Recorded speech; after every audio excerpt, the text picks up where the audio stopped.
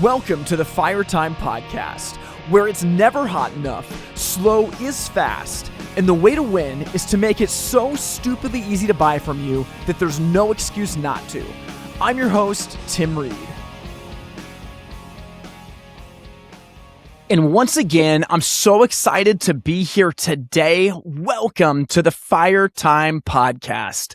Well, hey, as we continue to move ahead with our summer series of Fire Time Magazine rapid reaction episodes, I'm really excited for you to hear an article today by Dave Anderson. Now, Dave writes articles quite a bit for the Fire Time Magazine, and there's a piece that he put together for actually this year's Fire Time Journal that's called Build Careers, Not Just Crews. We also released it in the February issue of the Fire Time Magazine. But man, this was an article specifically that he wrote for the journal for our installation section. And I remember when the journal came out, like just seeing this article, in print with like amazing colors and pictures. It was really just a crazy experience for me to read it and glean the wisdom from it. And so as I was making a list of which articles we wanted to put together for our rapid reaction episodes, I was looking through the list, and this was a no-brainer to do. So I'm excited about this because it's been a few months since I have read it. Actually, I have a copy of the Fire Time Journal by my bed. I look at articles sometimes when I'm going to sleep. And so I did read this one maybe 2 months ago or so, but it's been a little bit. And so if you have not heard it yet, my goodness, man, this is something for you and for the way that you approach, I guess not even just your installation crews, but just team members in your business. There's so much wisdom here. So with that said, let's listen together to this article. And then as soon as it's over, I'll hit record and give you my rapid reaction.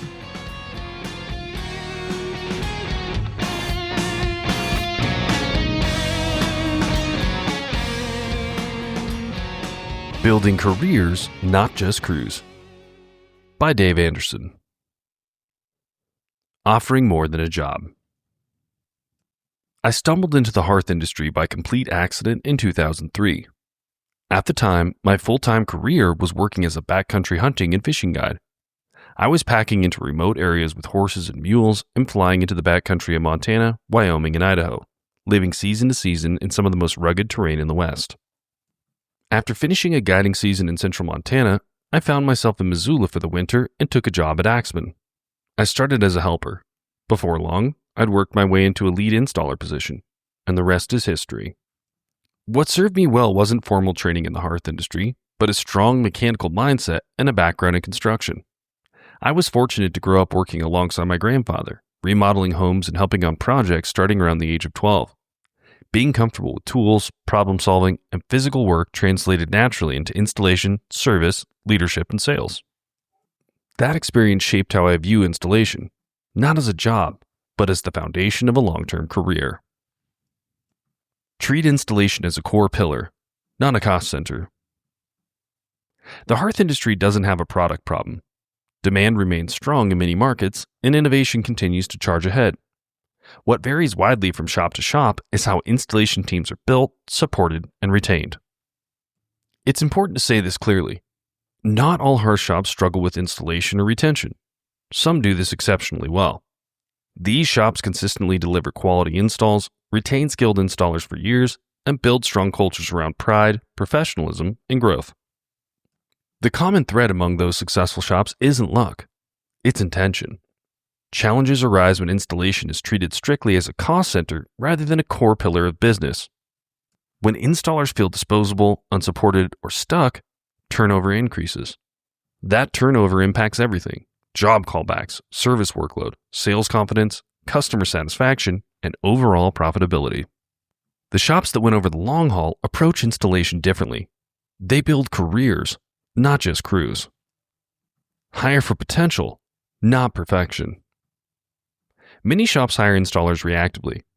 A lead leaves, schedules back up, and the priority becomes finding someone who can hit the ground running.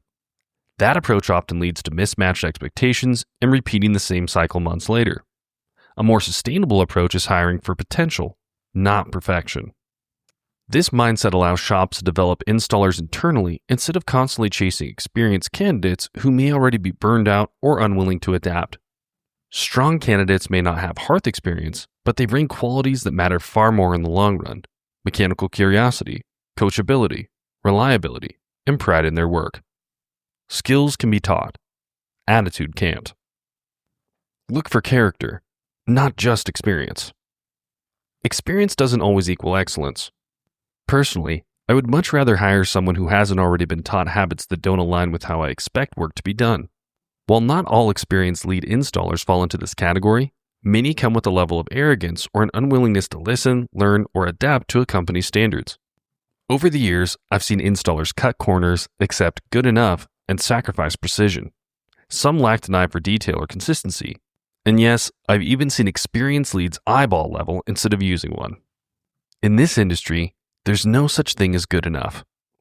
Every installation and every service call is a direct reflection on you and your business. Customers may not understand venting charts or code requirements, but they absolutely notice crooked installs, rushed work, and sloppy finishes. Word of mouth can be your best friend or your worst enemy. That's why a positive attitude, humility, and a willingness to learn often matter more than years of experience. Train for culture, not just competence. The helper phase is one of the most important and most overlooked stages in an installer's career. This is where you set your expectations. Helpers need to understand what success looks like, what the growth timeline is, and what skills they'll need at each stage. Many people entering the workforce today haven't grown up working with tools or around construction. Basic mechanical aptitude, measuring, cutting, fastening, troubleshooting, is no longer a given. That doesn't mean the talent isn't there. It means training and mentorship matter more than ever. It's critical to pair helpers with experienced lead installers who take pride in teaching, not just producing. This phase isn't about speed. It's about building confidence, habits, and a pride in craftsmanship. A strong helper program creates loyalty early and sets the tone for everything that follows. Focus on the path, not just the job. One of the simplest ways to attract and retain quality installers is to show the path before they ever walk in the door. Including a clear career progression directly in your job posting immediately reframes an entry-level role. It tells candidates this isn't just a job, it's a long-term opportunity. Here's how that might look in practice. Example job posting language. We're hiring an entry-level installer and helper with room for advancement. This position is designed to grow into a lead installer role and beyond. We provide hands-on training, mentorship, and clear advancement opportunities into service, leadership, and sales roles. Competitive wages, benefits, paid time off, and long-term career growth are part of our culture. Example installer progression timeline. Years 0 to 1. Helper installer. Learn tools, safety, and job site expectations while assisting with installs and service calls. Year 1 to 3. Lead installer. Run jobs independently, maintain quality standards, train helpers, and take ownership of customer-facing work. Year 3 to 5. Service technician or field specialist. Focus on diagnostics and troubleshooting with advanced training and certifications, including NFI and manufacturer programs. Year 5 plus. Leadership or hybrid roles. Move into service manager, field supervisor, trainer, sales, or hybrid sales service roles. Advancement should never feel like a game. The strongest shops tie pay increases directly to training, certifications, and demonstrated competency. When installers know exactly how learning more and taking on more responsibility leads to higher pay and long-term stability for their families, they stay invested. Clear paths don't just retain employees, they also attract the right ones.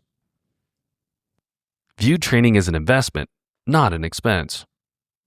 Many manufacturers and distributors in the hearth industry offer high-quality training programs. Too often, shops view training as an expense: airfare, hotels, time away from the shop. But training is actually an investment in the company and its people. Sending installers or service technicians training improves product knowledge, installation accuracy, troubleshooting ability, and confidence in the field. The return shows up in fewer callbacks, smoother installs, and higher customer satisfaction. That investment multiplies when you're intentional about what happens after training. When employees return, give them the opportunity to share what they learned with the rest of the team through shop meetings, ride-alongs, or hands-on demonstrations. One person's training can elevate the entire crew. Simply put, the question isn't whether you can afford to train your people, it's whether you can afford not to. Give leads ownership, not just titles. Becoming a lead installer should represent more than seniority. It should represent ownership. Lead installers are responsible not just for completing installs, but for job site quality, customer interaction, problem solving, and mentoring helpers. They're often the face of the company in the customer's home. The best shops empower their lead installers. They involve them in planning conversations, trust their judgment in the field, and back them when challenges arise.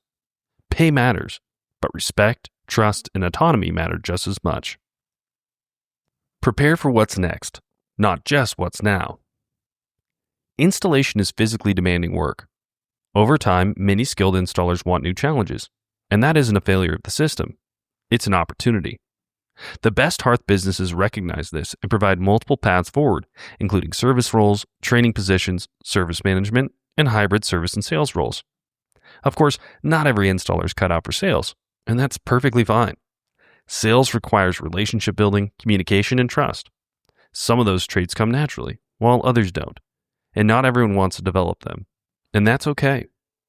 For the right person, though, a defined path into sales can be a powerful motivator and a smart long-term strategy. Personally, I made a commitment to myself to be fully out of the field by the time I turned 40.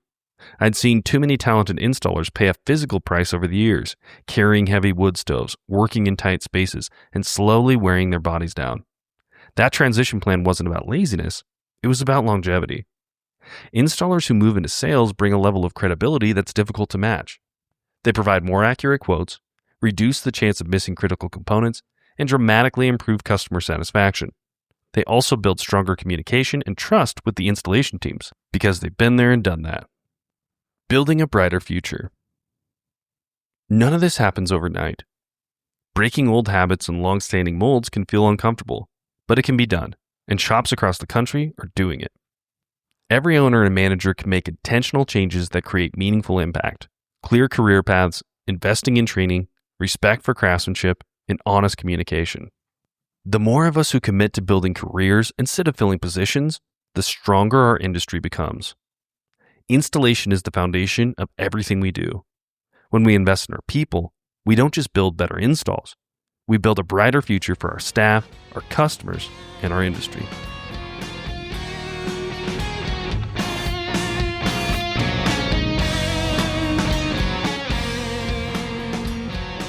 Well, I hope you enjoyed that audio article by Dave Anderson. I mean, man, everything he writes is always so practical, but like this, especially for me, really hit home. And I think that, Dave can talk about it because he's lived it. And maybe one of the reasons that I resonate with this so much is that I came into the industry right around the same time as him, kind of in the same way by accident. He was in 2003. I believe I was in 2004. Now, for him, coming into the industry, he had a lot of like great life experience already, being a fishing guide and hunting guide, having experience already when it comes to like remodeling houses, working with his grandfather, and that set him up to become a great installer. For me coming in, I didn't have any of that. I was a punk kid playing guitar in a failing rock band, just trying to figure out how to make some money. But I think that the point that I'm making is that no matter what your path is to get into the industry, man, installation can provide a lot of opportunity. And I really think that the idea he talked about early on that like skills can be taught, attitude can't, is what we have to be looking at when it comes to how we hire and find installers, right? I mean, skills, yeah, shoot, like we can teach that stuff. Now, granted, Dave coming in, having some remodel experience, that's going to be a much quicker path to success than for me coming in with like not a lot of tangible skills that I could bring to the table. But I do think there's something to be said for attitude. If you can find someone that has a can-do attitude, that is willing to take responsibility and is willing to put in the time to learn what's needed, don't limit their path because they don't have the skills on paper yet. I think this is just super, super important that I have found, Dave talked about this, that like, just because someone is experienced in our industry doesn't mean that they're excellent by any means. I mean, I have seen situations where like I've hired salespeople that have supposedly had, a lot of industry experience. And as you get into it, you realize, boy, that experience sure didn't amount to much because their attitude is so bad, or like the way that they think about things is not the way that our company does, and they're not willing to change their mind. That can be really, really difficult. At the same time as that, I'm thinking right now of a friend's business where, man, he has found people with tons of industry experience who were not appreciated in their previous companies, and they've come to work for him, and he's like, hey, I'm going to pay you well. I'm going to set you free to thrive and to do the work that you're best at. And now all of that, industry experience that a competitor trained up, man, he doesn't have to do any of that because they're the right kind of people. So I think both of these things are true, that when it comes to hiring, man, like skills can be taught, attitude can't. And I know for me, in my role coming into the industry, it took a while to learn some of those skills. But man, if we're willing to work with people and shepherd them along, it's amazing how far they'll go for us. But it's up to us to make sure that we show the path. And I guess that goes into what Dave talked about next. He said, show the path before they ever walk in the door. And I want to talk about this in a couple of ways. So one is that when I was an installer in the industry, I worked for a good company, and there was a lot of amazing opportunity that I was given. But one of the things that didn't happen was to kind of paint a picture of what can life look like if you choose to stay in the industry. A lot of the people coming into helper positions, they might be young kids. They might be people that are on like a second or third career that are just really desperate for some kind of traction because they haven't been able to make it happen in these other careers. If we can show them what it looks like, hey, if you stay with us long term, here's the things that you can see. That provides clarity and inspiration in a really powerful way. I've used this with salespeople. It's not going to be exactly the same when it comes to installers, but when hiring salespeople, when we're sitting down for a job interview, or even like early on in the training process, I would pull out historic sales numbers of other people in the company, because it's like they can all read the commission chart, they can do math, and I would just pull it out and say, hey, this person that you see today, here's what they sell. Like, here's what they sold last year. Here's what they sold in their first year, their second year, their third year. We see most of our salespeople in year one without industry experience. You'll probably end up somewhere in here if you're like most of our people. And based on that, with the commission percentages, you can calculate how much money you'll make. In year 2 and 3, you'll often see it look like this. I think the transparency of that really does something, and it does. I guess there's a couple things. It shows people, hey, other folks have gone down this path and are winning. And that's actually social proof. If you can show new people coming into your company, in particular, people coming into your installation program, if you can show them, hey, there's other people here that have won in life by following the path that you're starting on now, that really does something to help them stay the course and to overcome difficult things, because they have an example of, oh man, that's what it can be like when I get there. I mean, I'll never forget one company that I started working at. One of the lead installers of the company drove a Porsche, and I was like, "What? He's driving a Porsche to work? Like, that's crazy." I'm a salesperson, and but that was it. Like he worked hard, and he made a lot of money, and I don't know, he bought a Porsche. So that was what he did. And I'm not saying that, possessions are everything or anything like that. But if you can paint a picture of, hey, these people have really found some good things. They found some success following the path that you have in front of you. People are more inclined to follow it. Second of all, you might find that people are competitive and they go, okay, there's the path. I want to get there first. I would way rather have somebody who's like that I have to rein in, rather than try to get out, the whip and the cattle prod and be like, all right, got to keep moving forward. So like Dave said, showing the path before they ever walk in the door is really good. And just like what he laid out in that article of the bullet points of, hey, year 0 to 1, you're going to be a helper. Year 1 to 2, you can become a lead installer. Year 3 to 5, you can become a service technician. Things like this being laid out clearly, they will do wonders for you. And what you'll find is that it allows everyone in the company to actually start to move forward and say, hey, I've been here for 3 years. Like, how can I make more money?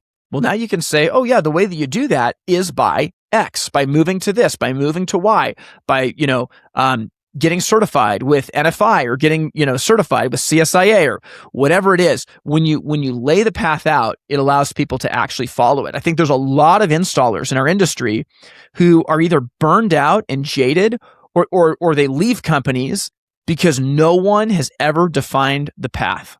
I can remember a time that a former boss told me there is no path forward. You're as high as it gets, and there is no possible way to advance. And for me, this is a number of years ago.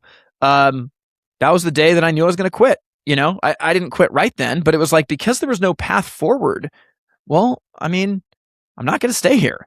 So I think this is really important. And shoot, like, if you're the owner of the company, put your job on here. Like, shoot, if give an installer a path to go from like a helper to the owner of the company.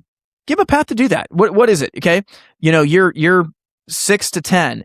You start taking accounting classes and you start shadowing the different department heads. Year 9, you work side by side with the owner. Year 10, you buy the business. I don't know what it is. But my point is that give people a path to follow and show them that they can go, as high as they want within the company. So I think that is really, really good, and not enough companies pay attention to it. I guess the last thing I'll say is this.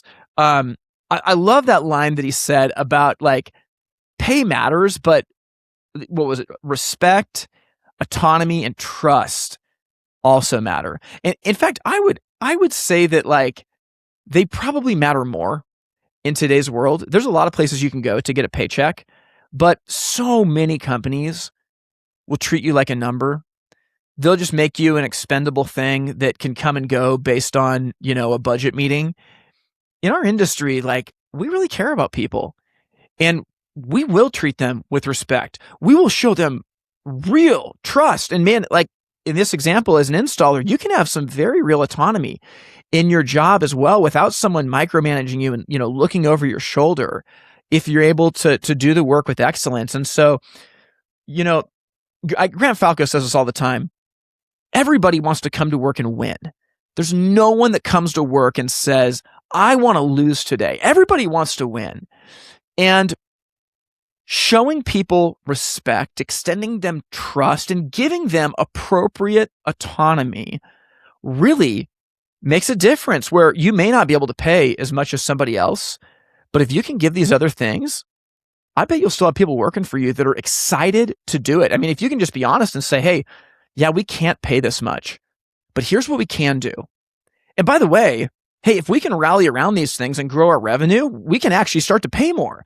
Well, now there's a mark on the horizon that everyone's running towards. And, I've just found for me, like even in situations like that, where it's like, I can't pay this much, but here's what I can do. Oftentimes, people will still come around that and they'll help you try to go chase the revenue goal that you need to give the money that everybody wants. So, man, just top to bottom, this is an amazing, amazing article. Super thankful to Dave for writing it, because I think that, yeah, many companies could benefit from this. And I hope that, you're able to take your installation department a lot more seriously in light of this and think about what you need to do. Well, hey, if you enjoyed this article and want to get articles like this every month, you can sign up for the FireTime magazine for free by going to itsfiretime.com/subscribe. You can sign up, you can sign, everybody on your team up. And that way, once a month, when a new issue comes out, you have, people coming around the same thing. I think there's just a lot of power in your team, like every week, reading the same article and talking about it, listening to the same podcast and talking about it. And so our hope is that, this content helps do that for you. So if you want to get it, it's absolutely free. You can go to itsfiretime.com/subscribe and you can sign up to get it there.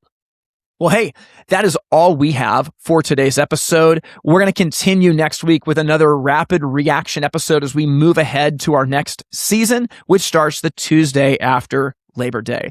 I hope you got some serious value out of this and that you can start to put it into practice right away. Man, what's sticking with me now as we end, show the path before they ever walk in the door. Man, if you can do that, good things are going to happen. So that's all we have for today. Hope you have an amazing rest of the week. We will talk again very soon. Thank you for listening to the Fire Time Podcast.